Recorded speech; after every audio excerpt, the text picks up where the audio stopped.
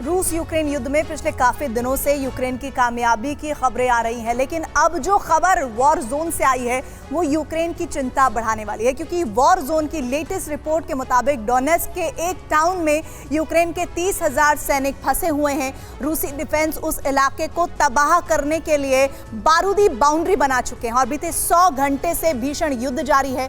ये war zone है Bakhmut का। तो क्या रूस खैरसोन का बदला लेने के लिए बाखमुत को बर्बाद कर रहा है?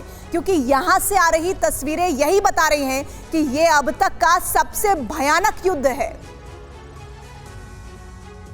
41 स्क्वायर किलोमीटर में फैला 73,000 की आबादी वाला एक कस्बा, जिस पर न सिर्फ रूस ने कब्जा किया है बल्कि उसे तबाह करने के लिए बेहिसाब बारूद बरसाया है, ताबड़तोड़ मिसाइलों का प्रहार किया है।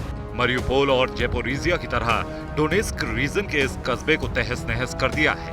दर्जनों लाशों का ढेर लगा कब्रिस्तान बना दिया है। बाखमुत डोनेस्क रीजन का यही वो कस्बा है जो बीते 100 घंटों से धधक रहा है। बाखमुत की जमीन बम गोला बारूद से सन गई है। रूस ने बाखमुत पर ऐसा विध्वंसक प्रहार किया है जिसकी कल्पना भर से ही रूह कांप जाएगी।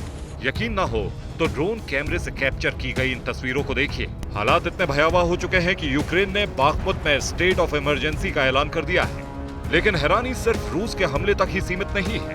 दरअसल मौजूदा वक्त में रूस की सेना ने बाखमुत की चारों तरफ से घेराबंदी कर दी है। इतना ही नहीं, रूस ने बाखमुत के चारों तरफ 15 किलोमीटर का नो एंट्री जोन बनाया है। रूसी फौज ने बाखमुत रिवर और ब्रिज की भी घेराबंदी कर दी है। बाखमुत में यूक्रेनी डिफेंस के करीब 30,000 जवान फंसे हुए हैं।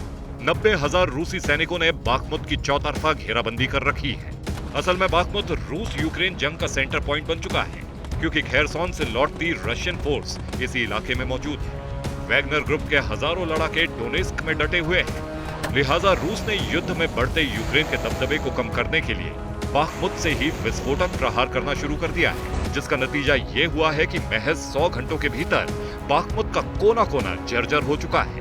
पेंटागन की माने तो बाखमुत में हालात हूबहू दूसरे विश्व युद्ध जैसे हो चुके हैं, यानी हर तरफ सिर्फ तबाही ही तबाही।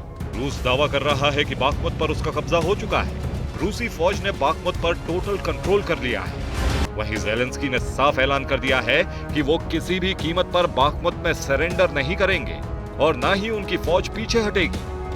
जहां तक बात बाखमुत में फंसे 30,000 यूक्रेनी सैनिकों की है, तो ज़ेलेंस्की ने बाखमुत में रिजर्व फोर्स भेजने का ऐलान किया है ताकि जल्द से जल्द 30,000 सैनिकों को रूसी चक्रव्यूह से बाहर निकालें, बल्कि इसके साथ साथ बाखमुत पर फिर से अपना दबदबा कायम करें।